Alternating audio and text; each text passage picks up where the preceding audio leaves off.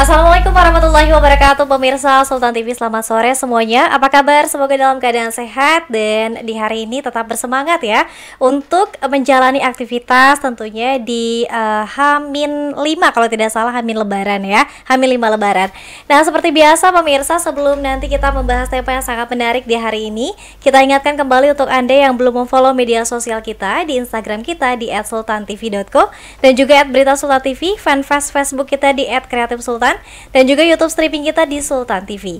Anda juga bisa menyaksikan tayangan kita melalui TV satelit Nin Media di channel 026 dan mengupdate informasi melalui website Sultan TV yang juga bisa Anda unduh aplikasinya melalui Play Store, bisa langsung di search Sultan TV. Nah pemirsa, di hari ini kita akan membahas tema yang sangat menarik. Nanti di awal Mei kita akan bersama-sama kembali membersamai dan juga akan digelar kembali Seba Baduy tahun 2022. Kita akan membahas tema hari ini, event Seba Baduy merawat budaya menggali potensi wisata. Di studio Sultan TV telah hadir dua narasumber kita yang luar biasa akan membahas tema kita. Hari ini saya perkenalkan, yang pertama ada Bapak Ahmad Yani atau Kiani, selaku pemerhati budaya sekaligus juga Wakil Ketua Umum Bidang Kebudayaan di Paguyuban Urang Banten. Assalamualaikum Perkumpulan Kiani. Urang Banten. Perkumpulan Urang Banten. Assalamualaikum Kiani. Waalaikumsalam. Sehat hari ini? Alhamdulillah sehat. Puasa lancar? Alhamdulillah. Alhamdulillah. Tidak ada yang bocor ya? Gak ada. Tidak ada.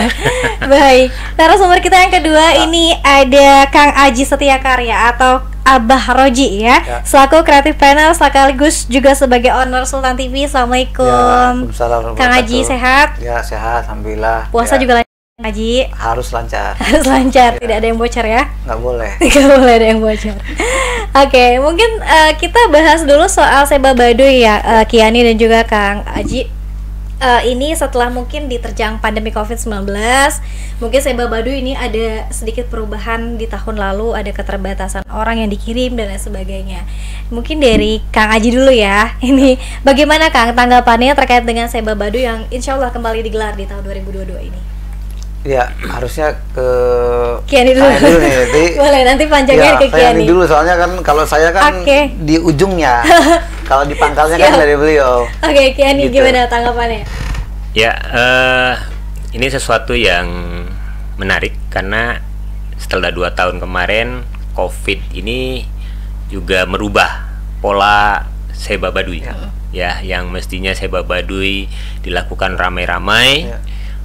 Berhadapan langsung dengan Bapak Gede atau kepala daerah atau Ibu Gede gitu kan. Kemarin 2 tahun kemarin malah nyaris tidak dihadiri oleh Bapak Gede maupun Ibu Gede karena kekhawatiran penyebaran COVID. Nah, tahun ini menarik sekali, yang diharapkan memang akan lebih banyak daripada 2 tahun kemarin. Nah, ini mudah-mudahan menjadi pembelajaran kita juga. Amin. Tapi kalau hitung-hitungannya ini Seba Baduy, Seba Gede atau Seba Letik tahun 2022? Pemahaman Seba Gede dan Seba Letik itu dari jumlah, dari jumlah peserta yang ikut Seba. Nah, kabarnya kemarin kebijakan Dinas Pendidikan yang disampaikan oleh Pak Barahudaya selaku Kabid, tahun ini karena tahun awal kita menuju era new normal, mungkin dibatasi. Harapannya sih cuma 100 peserta sebanya, tetapi ada permohonan dari Jaro Tanggungan Sepuh, artinya mantan Jaro Tanggungan, Jaro Saidi, untuk tidak dibatasi. Nah, seperti apa nanti kita lihat saja, mudah-mudahan memang ada kebijakan untuk tidak dibatasi gitu kan, karena mereka juga 2 tahun udah rindu gitu, ingin rame-rame melakukan Seba gitu. Baik, ingin ketemu Ibu Gede dan Bapak Gede langsung ya, udah ketemu langsung Bapak Gede, Ibu Gede gitu kan. Oke. Kalau Kang Aji sendiri melihat ritual Seba Baduy yang insya Allah nih akan kembali digelar, dan semoga sih kita harapannya tadi sama ya, ini bisa lebih meriah di tahun-tahun sebelumnya diterjang pandemi COVID. Seba Baduy ini buat saya menjadi sesuatu yang unik ya. Saya semenjak menjadi wartawan di Serang sejak 2006, saya selalu mengikuti kayak ini, mengikuti, dan saya tidak pernah sehingga saya ikut terlibat ya. Terakhir meskipun kemarin 2019 ya, 2019 itu kita membuatin konten kampanye untuk membuat ajakan untuk masyarakat Dantang. Nah, Seba Baduy itu kalau tidak salah juga masuk pada kalender event Kementerian Pariwisata yang menjadi destinasi saat kegiatan itu berlangsung.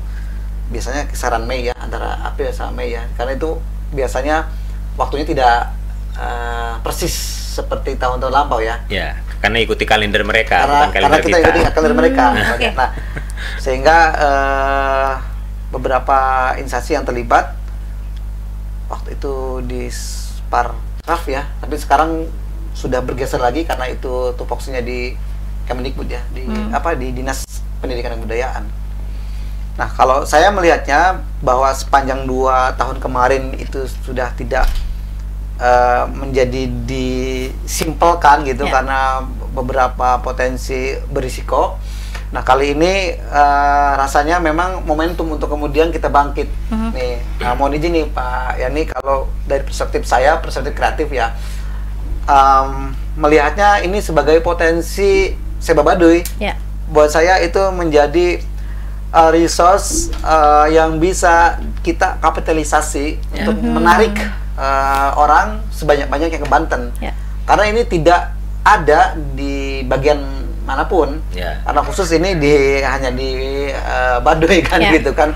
Jadi bagaimana perspektif warga Baduy, masyarakat Baduy melakukan penghormatan terhadap pemerintahan yang sah ya, berarti dengan Bapak Gede dan Ibu Gede itu ya. Nah, maka ini sebetulnya menjadi nilai plus yang harusnya segera pemerintah kabupaten, pemerintah provinsi, dan pemerintah pusat untuk kemudian menggalang ini, sehingga ini menjadi destinasi yang betul-betul menggairahkan. Karena Seba Baduy itu bukan hanya sekadar tampil mereka datang ke Lebak, ke Rangkas Bitung atau ke Serang ya, ke Serang. Kemarin ini Gubernur Bupati Lebak, Gubernur Banten, dan terakhir ke Pandeglang dulu, baru ke kantor gubernur. Gubernur dulu ya. Jadi dari Baduy itu turun ke Rangkas Bitung, kemudian ke Pandeglang, kemudian ke Gubernuran, dan baru besoknya ke Bupati Serang. Kabupaten Serang,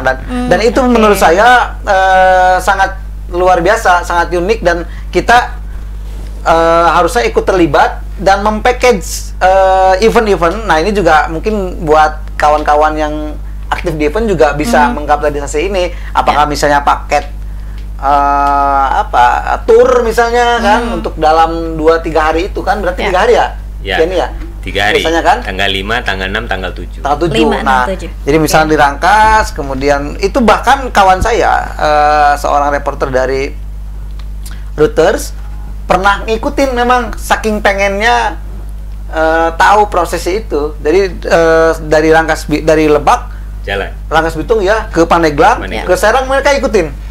Nah, karena keunikan itu Seba Baduy. Nah, maksud saya ini sebenarnya momentum untuk kemudian kita stakeholder untuk mencoba ikut terlibat supaya Gema Baduy itu sendiri atau Seba Baduy itu sendiri bisa punya makna.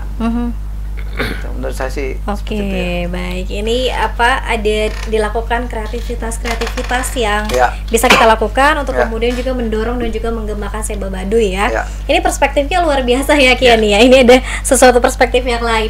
Barangkali kalau dari Kiani sendiri, mungkin kalau Kiani sendiri melihatnya dari sisi kebudayaannya, ritual, tradisi nenek moyang, apakah kemudian kita bisa tetap mempertahankan tradisi nenek moyang tapi juga ada kreativitas di dalamnya? Bagaimana Kiani? Perlu persepsi yang sama dulu. Artinya gini, Seba Baduy itu apa sih? Ngapain sih? Fungsinya untuk apa kan gitu kan? Seba Baduy ini kan beda dengan Saba. Intinya sama-sama mengunjungi. Saba juga kan mengunjungi. Cuma kalau Saba kan sifatnya umum. Siapa saja bisa melakukan Saba kan gitu. Nah, tetapi Seba ini adalah Saba yang khusus. Seba ini adalah kegiatan Saba, orangnya Baduy yang khusus, tidak bisa dilakukan oleh komunitas lain. Hanya mereka saja, komunitas Baduy dengan Sunda Wiwitannya. Nah, Seba sendiri tidak hanya jalan dari Baduy ke Rangkas, Pandeglang, kemudian ke alun-alun, kemudian ke Bupati Serang, tidak. Ya. Tapi kenapa mereka lakukan? Di mana inti acaranya sebetulnya adalah di alun-alun, di kantor gubernur. Ya. Kenapa di kantor gubernur? Karena disitulah puunnya mereka yang pertama. Huma Puun itu di situ, yang disebut Huma Serang. Nah, disitulah tempatnya Seba itu, maksudnya ke nenek moyangnya. Nah, kenapa harus izin ke Rangkas?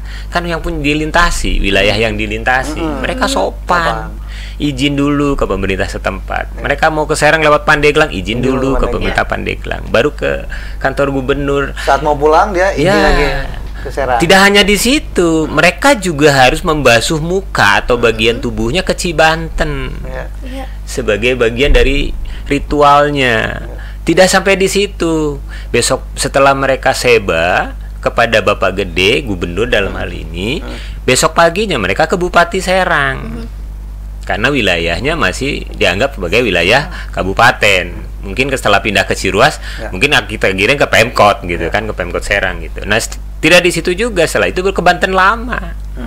Jadi mereka ke sana, ke Kesultanan juga. Barulah mereka pulang gitu. Nah, apa yang dilakukan pada saat Seba ini pemahamannya dulu gitu kan. Baru nanti kita create untuk tadi yang diminta oleh Kang Oji tadi kan gitu kan. Nah, Seba ini sebetulnya mereka lakukan bukan serah terima upeti. Ini yang harus kita kikis dulu pendapat ini. Seba itu bukan serah terima upeti. Mereka bukan tidak punya kewajiban untuk serah terima upeti dari zaman Sultan juga enggak. Ya. Jadi Seba yang dilakukan mereka itu adalah menyampaikan, mengingatkan dan mengajak. Karena tugas mereka mengasuh orang-orang yang menak, artinya yang keluar dari adat mereka, yang beda dengan adat mereka, gitu. Ngasuhnya bagaimana?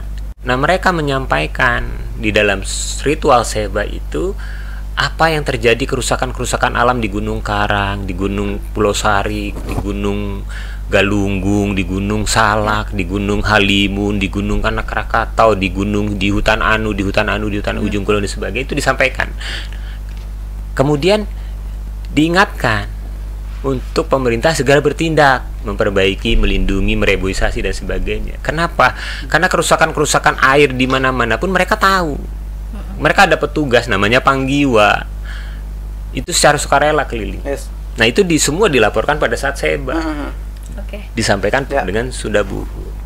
Nah, itu kita bisa create bahwa kemudian bawaan mereka itu bukan untuk upeti. Itu semacam zakat loh, Bang Oji. Itu semacam zakat. Itulah hasilnya bumi mereka. Dititipkan kepada pemerintah untuk dibagikan kepada yang berhak. Nah, ini juga kita sepakat dengan KPK. Siapapun ASN yang menerima itu, maka itu gratifikasi. Maka dia harus laporkan itu.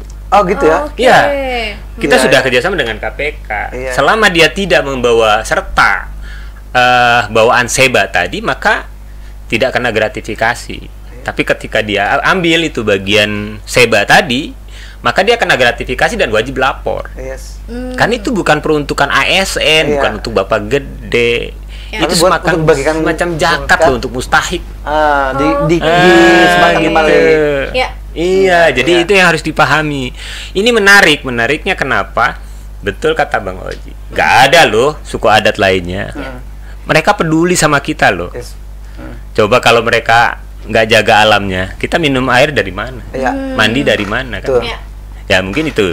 Mungkin kita bisa kreativitasnya nanti dari saya melihatnya ini Kang. Ini kan dia tuh sebenarnya kalau saya tangkap itu dia tuh kayak dengan nilai sebetulnya kan. Betul. Nah, misalnya bagaimana dia tadi melakukan misalnya pada perspektif bahwa orang Baduy itu hormat terhadap alam, merawat alam.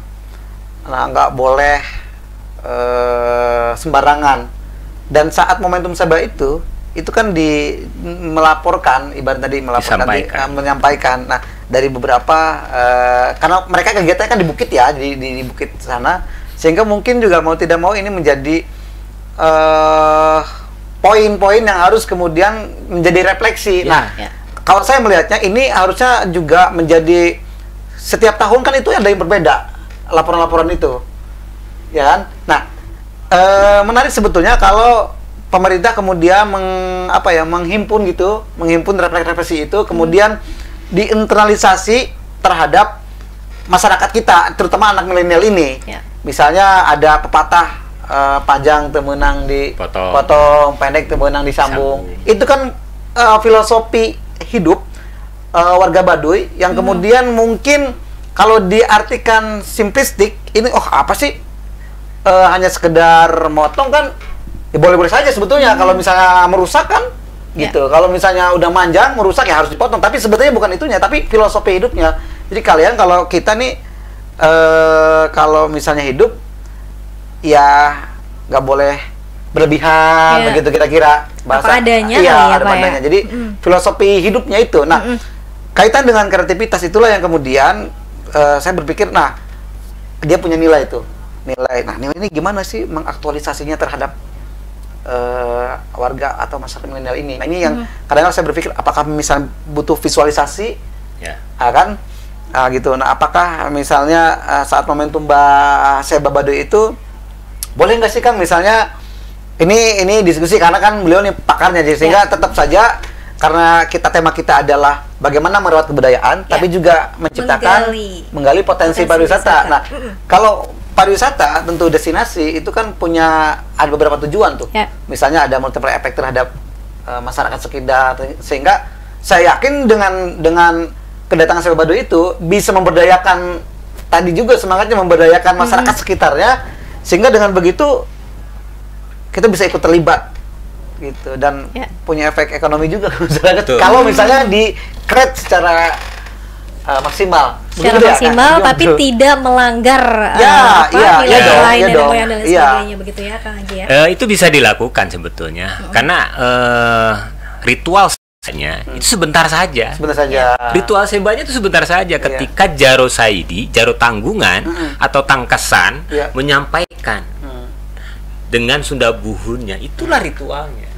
Ritual-ritual lainnya tidak bisa dengan berhadapan dengan kita-kita. Mereka sendiri, seperti ke Cibanten, ke Banten Lama, itu ritual mereka sendiri yang tidak perlu diikuti.